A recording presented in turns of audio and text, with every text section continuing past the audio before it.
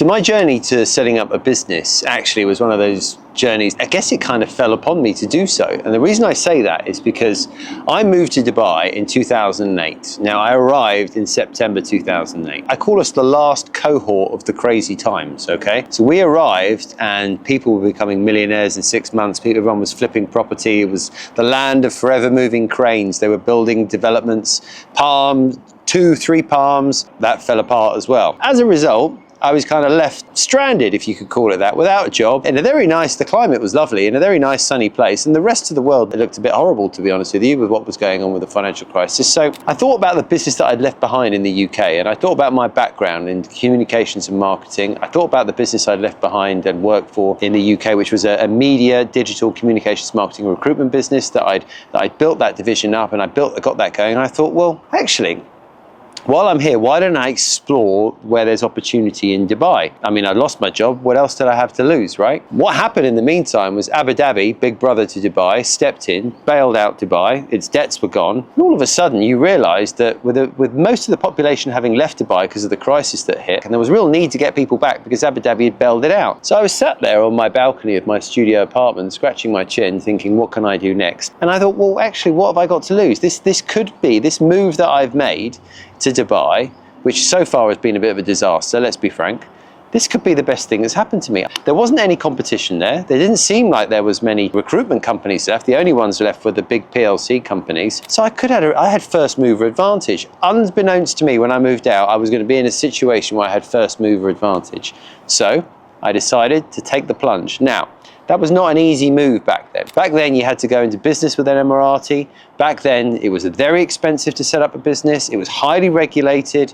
So I had to work out a way I could get it done. And that was a real tough decision because I didn't really have that much money left. I spent it all in the move out, and my savings were getting dwindled by not having a job in Dubai. So it was very risky. It ended up being, it was close to like £25,000 to get it going. Now, in today's money, that's a lot, right? I think today you can open up one for about £1,000, by the way. That's the difference. So completely different ball game. On top of that, I had to work out how I was going to live, how I was going to pay myself, lots of complicated things.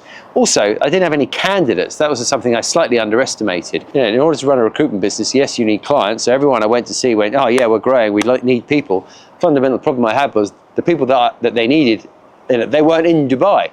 So I then got on a plane, got to London, and started doing, like, I suppose, mini career fairs for Dubai and London. And that's when I started really relocating a lot of people out. And then once I got some money in the bank, I'd spend most of my time crossing between the two. It's when I met my lovely wife as well, so there you go. Lots of transformative things happened in my life around about that time. You know, my journey into entrepreneurism, I didn't go in a plane to Dubai thinking, my God, everything's gonna fall apart and I'm gonna have to run a business. I went out thinking I was gonna have a job and do something. But as luck would happen, the world collapsed, and I had this fortunate opportunity to become the first mover in Dubai and set up my business now. And we're in our 15th year. Now that's quite something as well. So yeah, there's the story. Was I afraid of making the wrong choice? No, and I've talked about this before because I think you can always pinpoint a time in your life when you make a decision to do something. For me, I moved to Honduras. I think I said this in 2006. I moved to Honduras, and that was a scary move, right? I mean, beautiful country. I've got amazing friends there, absolutely stunning place. But what I didn't read, the small print, was it had the second highest murder rate in the world, right?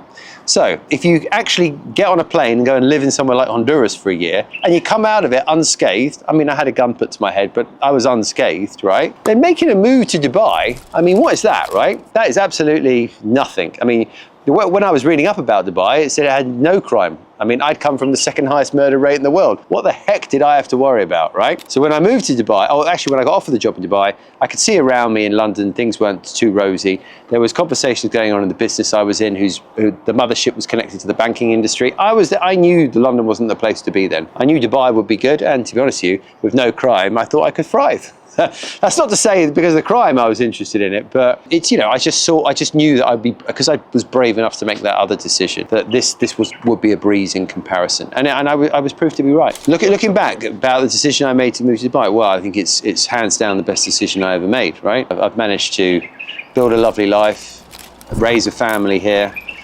create, you know, wealth for me and my family. You know, have a beautiful place here, have a place in Sri Lanka, do investments that I never thought I'd be able to do, build a business. You know, I sometimes have to pinch myself thinking about the business and the experiences I've had, and you know, the places that I go. I mean, I fly to Hong Kong in a couple of weeks. I've been to Hong Kong more times than I ever can imagine. I actually don't know how many times I've been to Hong Kong. I mean, that is a place when I was younger, that I never dreamed I'd be going there. I was in Manila last week. I go to Sri Lanka 4 months of the year. I mean, honestly, I'm a lucky guy, right? I'm a very lucky guy. I travel around the GCC. I mean, I made Arabia my home, right? I'd never even been here before till I moved to Dubai, and now it's, you know, it's a place that's been so incredible to me. I work with governments here. I work with governments in Saudi. We work with some of the most incredible brands ever, and I've been party to top secret things that are going on in companies, and help move people that have changed, not just changed parts of their business, but they've been instrumental in driving change across the world. I mean, I'm a lucky guy, all because of that move to Dubai. So, you know, I count my lucky stars, but I also was brave enough to make that move. I also was bold enough to make that move to Honduras. And I also worked my socks off, right? Nothing happens by accident, I don't believe. One thing leads to another. And I was fortunate that my work ethic and drive and I call it bravery, put me in that position as well.